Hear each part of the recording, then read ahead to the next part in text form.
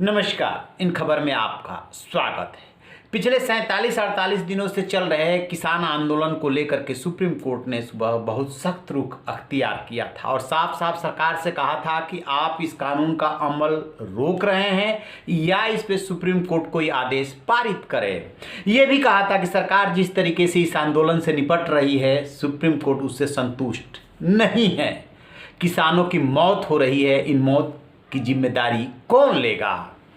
तब जो attorney general है उन्होंने ये कहा था कि आज तक के इतिहास में सुप्रीम कोर्ट ने कभी किसी कानून को रोका नहीं जिसे संसद ने पारित किया हो। उन्होंने कहा कि हम इस कानून को नहीं रोक रहे हैं, हम इसके अमल पे, क्रियान्वयन पे रोक लगा रहे हैं। यदि आप नहीं लगाएंगे तो इसको लेकर के दिन भर जो है काफ़ी चर्चा होती रही, बहस होती रही। सुप्रीम कोर्ट ने किसानों के ऊपर भी कमेंट किया कि जो लोग कह रहे हैं कि हमें हाई कोर्ट और सुप्रीम कोर्ट पे विश्वास नहीं है, उनको जो कहना है वो कहते रहे। ये देश की सबसे बड़ी अदालत है, अपना काम करेगी। सुप्रीम कोर्ट में बहस के दौरान बड़े बड़े वकील पेश हुए। एक तरफ से हरीश साल्वे आए, अटॉर्नी जनरल खड़े हुए, तो दूसरी तरफ से दुष्यंत देव वगैरह भी खड़े हुए किसानों की तरफ से।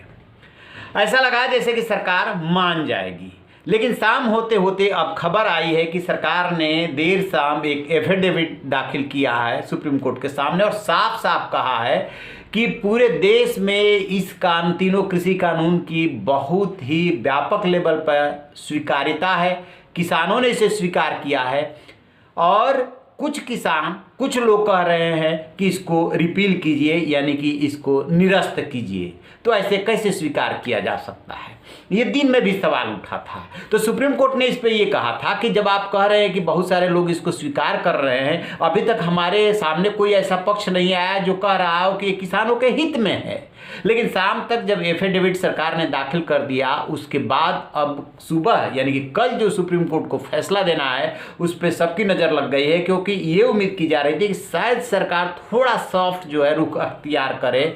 लेकिन जैसे ही उसने एफिडेविट दाखिल करके कहा कि केवल कुछ लोगों के कहने पर ऐसा कैसे किया जा सकता है, तो मामले ने नया टर्न ले लिया है कि सरकार किसी भी सूरत में अपना कदम पीछे हटाने को तैयार नहीं है। दरअसल ये जो तीनों कृषि कानून है, मोदी सरकार इसे अपनी बहुत बड़ी उपलब्धि मान रही है कि कृषि क्षेत्र में बहुत दिनों से जो सुधार है वो प्रस्तावित था, इसे जो है यूपीए सरकार करना चाहती थी, वो कर नहीं पाई। और अब जब एनडीए सरकार और मोदी सरकार ने इसको अंजाम दिया तो कांग्रेस समेत तमाम विपक्षी दल इसको लेकर के राजनीति कर रहे हैं और किसानों के एक वर्ग को भड़का रहे हैं।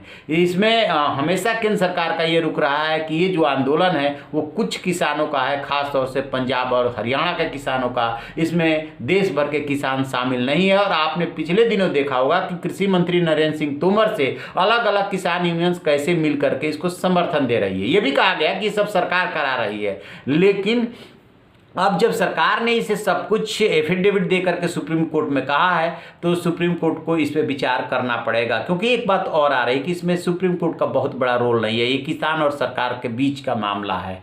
तो अब देखते हैं कि सुप्रीम कोर्ट कल क्या फैसला देता है। क्या कि सरकार ने जो बात कही है, सरकार को जो सुप्रीम कोर्ट ने फटकार लगाई थी उसका असर हुआ सरकार पे, ऐसा तो अभी नहीं दिख रहा है। सरकार ने जो स्टैंड लिया है उस पर सुप्रीम कोर्ट क्या कहता है, इस पर हमारी नज़र रहेगी। जैसे कोई अपडेट मिलेगा आपसे साझा करेंगे। आप रहिए न बेखबर, देखते रहिए इन खबर। Thank you. इन खबर चैनल को सब्सक्राइब करें।